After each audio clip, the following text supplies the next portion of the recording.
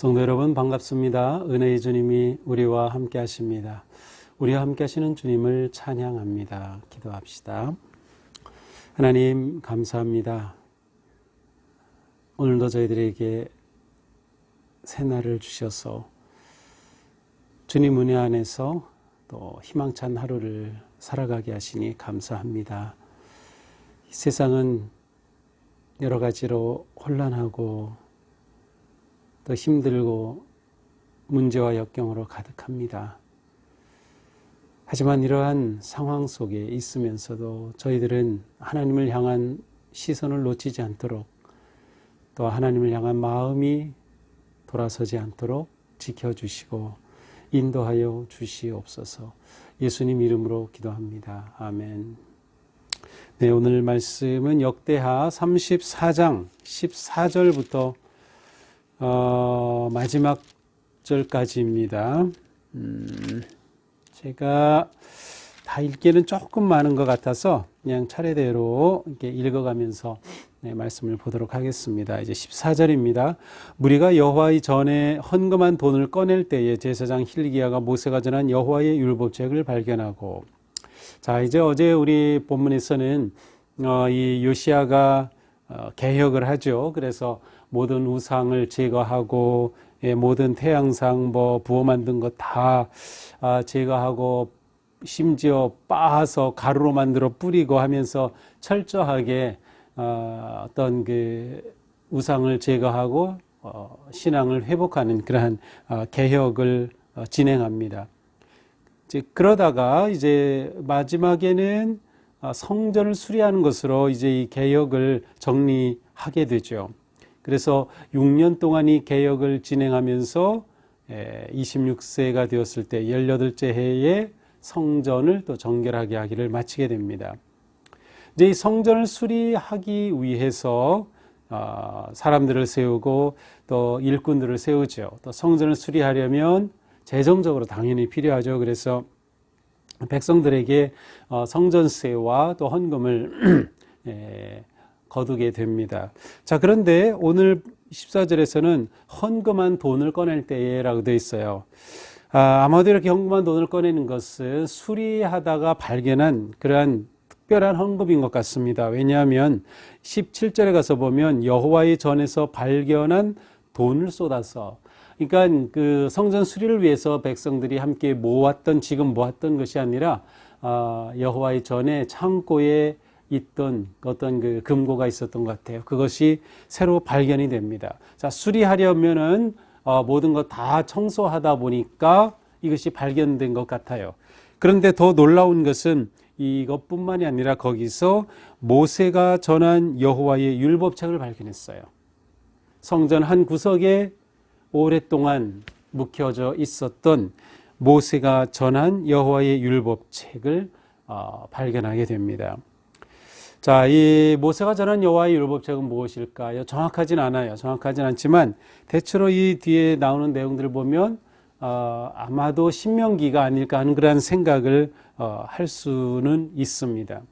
자, 모세가 기록한 것을 여호수아에게 전해주었고 또 여호수아로부터 그 후대에 이어지죠. 그리고 그것이 필사해서 옮겨지고 하는 것들이 전해져 내려오다가 하나님을 버리고 성전을 버리고 우상에 빠지고 하면서 이 하나님의 말씀 자체가 무시되었죠. 잊혀졌습니다. 근데 그것이 발견이 된 거죠.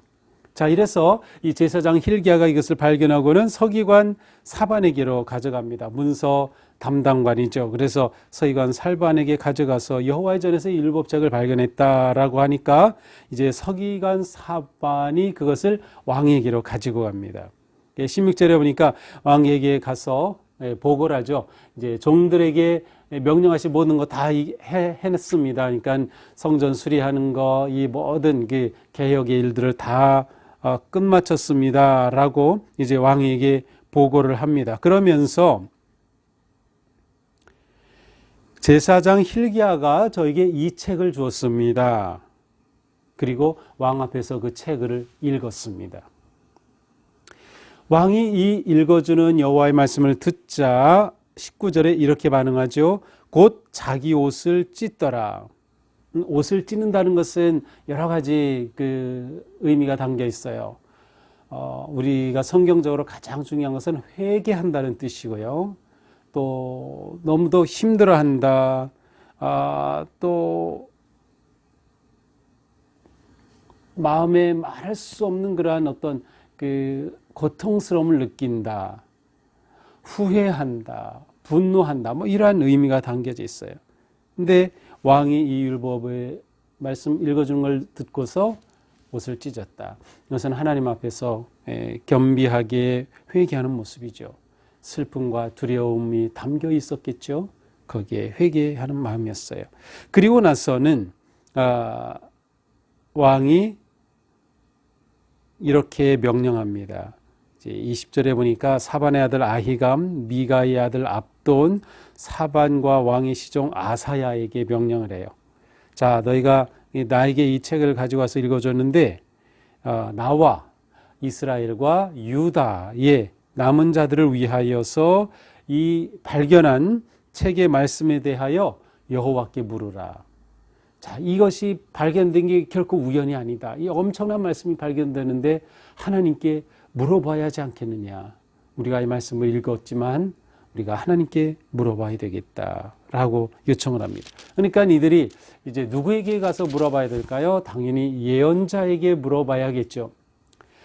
이 시대에 요시야 시대의 예언자로서는 가장 유명한 예언자가 예레미야입니다. 예레미야뿐만 아니라 스바냐도 이 시대의 예언자였어요. 그런데 이들이 찾아간 예언자는 22절에 보니까 여선지자 훌다였습니다.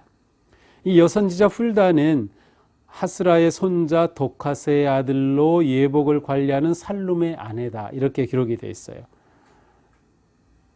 살룸이라고 하는 예복을 관리하는 자의 아내였습니다. 놀랍죠. 이 여선지자 훌다가 선지자가 이 결혼한 여성이었다. 그리고 평범한 가정의 아내였다라는 거예요. 이에게 가져갔다는 것은 무엇일까요? 예레미야에게 안 가져가고 또 뭐 그 당시 스바냐에게도 안 가져간 이유는 뭐 알 수는 없지만 제 생각에는 이 훌다에 대해서 둘째 구역에 살더라. 예루살렘 둘째 구역에 살더라. 아마 그 당시에 행정구역으로 첫째, 둘째, 셋째 이렇게 구역을 나눴던 것 같아요. 그런데 둘째 구역에 사는 훌다에게 이렇게 구역을 언급한 것을 보면 아마도 이 왕궁에서 가장 가까운 곳에 찾아갈 수 있는 믿을 만한 선지자가 훌다였기 때문이 아닐까 생각을 합니다. 물론 예레미야가 아주 훌륭하고 좋은 예언자였어요. 그리고 실제로 이제 뒤에 가서 보면은 이 요시야가 죽었을 때에 이후에 그 예레미야가 애가를 지어 부르는 그러한 내용도 나오죠. 자, 어쨌든 훌다에게 가서 이 하나님의 뜻을 묻게 됩니다. 그러자 훌다가 이렇게 말하죠.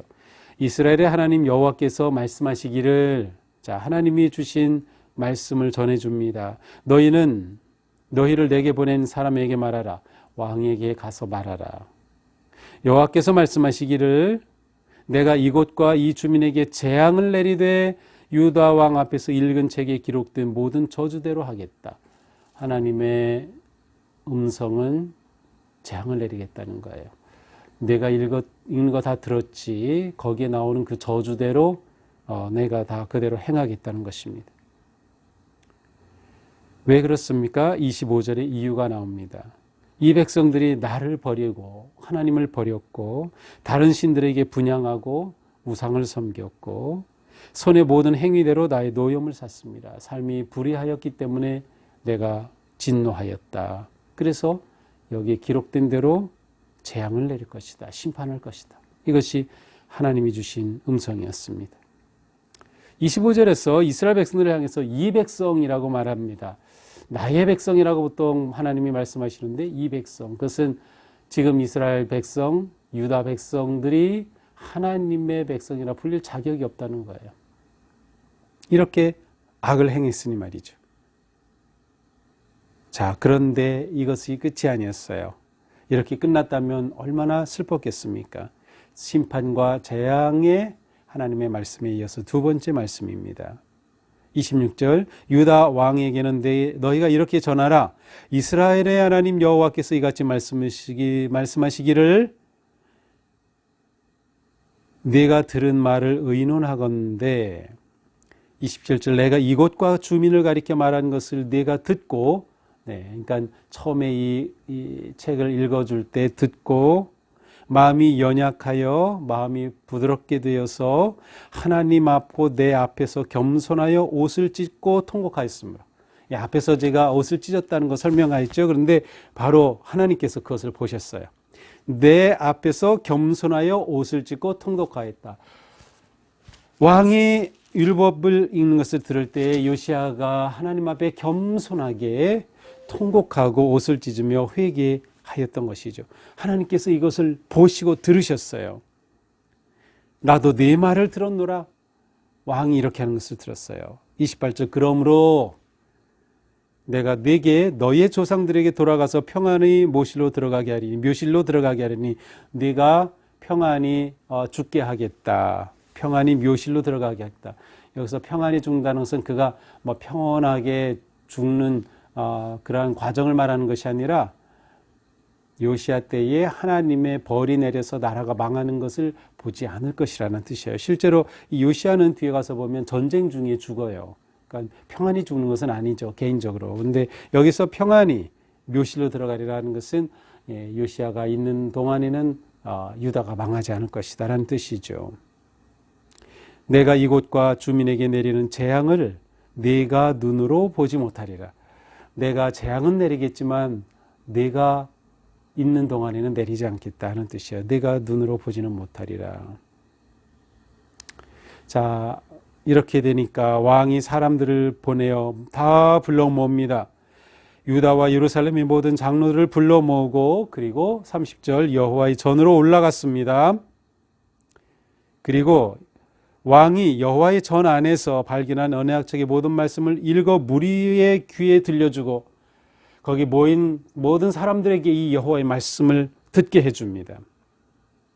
그리고 31절 여호와 앞에서 언약을 세우되 자, 하나님께서 이렇게 귀한 말씀을 발견하게 해주셨고 하나님의 은혜죠. 그리고 이렇게 하나님의 음성을 들려주셨어요. 그래서 요시야는 이 선지자 훌다의 말을 듣고서 백성들, 지도자들을 다 성전에 불러 모으고 하나님의 말씀을 들려주었습니다.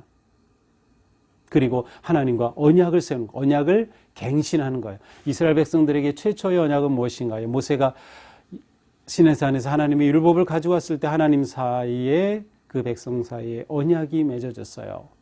여호와의 그 율법을 십계명을 중심으로 다시금 하나님 앞에 언약을 갱신하는 겁니다. 그러면서 마음을 다하고 목숨을 다하여 여호와를 순종하고 계명과 법도와 율례를 지켜 이 책에 기록된 언약의 말씀을 이루리라. 그들이 이렇게 하나님 앞에 언약을 하였습니다. 신명기 6장에 나오는 말씀 그대로 마음을 다하고 목숨을 다하고 여호와를 그렇게 순종하겠습니다. 이렇게 하나님 앞에 헌신하면서 언약을 갱신하였습니다. 실제로 그들은 하나님의 언약을 갱신하고 그대로 따랐습니다. 32절 예루살렘 주민이 하나님 곧 그의 조상들의 하나님의 언약을 따르니라. 그리고 33절에 보니까 이 언약에 순종하기 위해서 가증한 것들을 다 제거해 버렸어요. 그들에게 아직 남아있는 것 다 제거했어요. 가증한 것들을 제거하여 버리고 가증한 것을 버렸어요.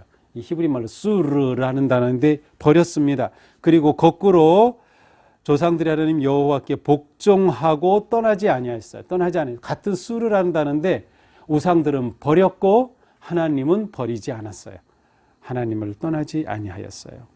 요시야가 사는 날 동안 마지막 때까지 이렇게 회복된 모습을 보여주는 정말 귀한 말씀이 바로 오늘 본문입니다.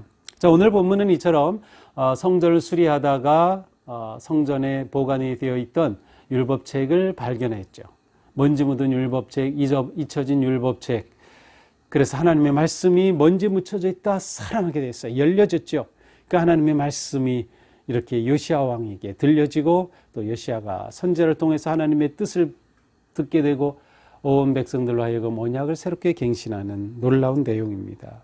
자, 이 말씀을 보면서 오늘 말씀에서는 무엇보다도 역시 하나님의 언약의 말씀이 얼마나 중요한가를 잘 보여주겠습니다. 말씀에 희망이 있다. 말씀에 희망이 있다. 왜 그렇습니까? 이 말씀이 요시아의 모든 개혁을 완성하는 틀이 되었어요. 어떻게 완성할지를 이 말씀이 가르쳐 줬어요. 말씀을 통해서 분명한 목표가 이루어졌고 말씀을 통해서 그 방향이 완전히 제대로 잡혀지게 된 거죠. 우리에게 이 말씀의 회복이 절실한 때입니다.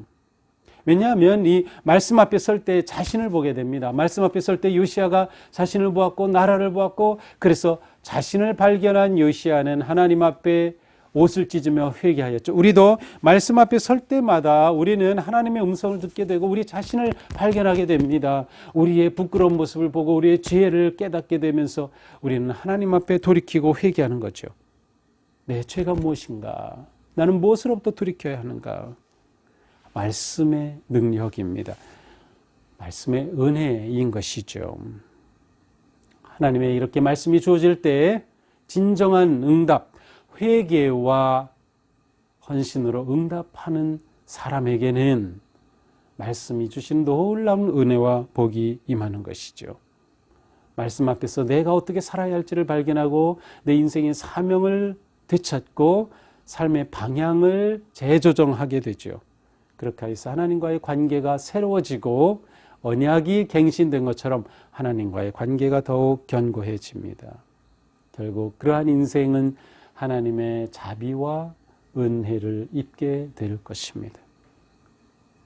외적인 성전 수리의 이 개혁이 내적인 말씀에 순종하는 개혁으로 완성되었습니다. 우리에게 있어서의 말씀의 회복이 너무도 중요하다. 특별히 코로나 위기 속에서 우리가 말씀을 잡는 일은 너무도 중요합니다. 그러니 우리 성도님들 이렇게 매일 말씀 묵상에 귀를 기울이는 우리 성도님들이야말로 정말 이때, 이 위기 때에 바른 길을 선택한 것입니다. 계속 주변에 알려주시고 또 계속 추천해 주셔서 정말 우리가 말씀으로 새로워지고 말씀으로 힘을 얻고 그래서 코로나가 끝날 때 우리는 이 말씀을 통하여서 이렇게 승리했다고 고백할 수 있는 그런 우리 모두가 되기를 축복합니다. 기도합시다. 하나님, 오늘도 말씀을 통하여서 말씀의 은혜와 능력을 깨닫게 되었습니다. 요시아의 개혁이 말씀으로 완성이 되었고 말씀으로 방향을 잡았고 말씀으로 새로워졌습니다. 그리하여 그가 사는 날 동안 하나님께서 그에게 그 나라에 은혜와 자비를 보여주셨습니다. 주님, 우리 시대에도 하나님의 은혜와 자비를 베풀어 주시옵소서. 저희들이 말씀을 굳게 붙잡고 말씀에 순종하며 회개하고 돌이키게 하여 주시고 기쁨으로 주님의 뜻을 순종하는 우리 모두가 되게 하여 주시옵소서. 예수님 이름으로 기도합니다. 아멘. 네, 오늘도 주님 은혜와 사랑 안에서 우리의 삶이 바르게 세워지기를 축복합니다. 사랑합니다.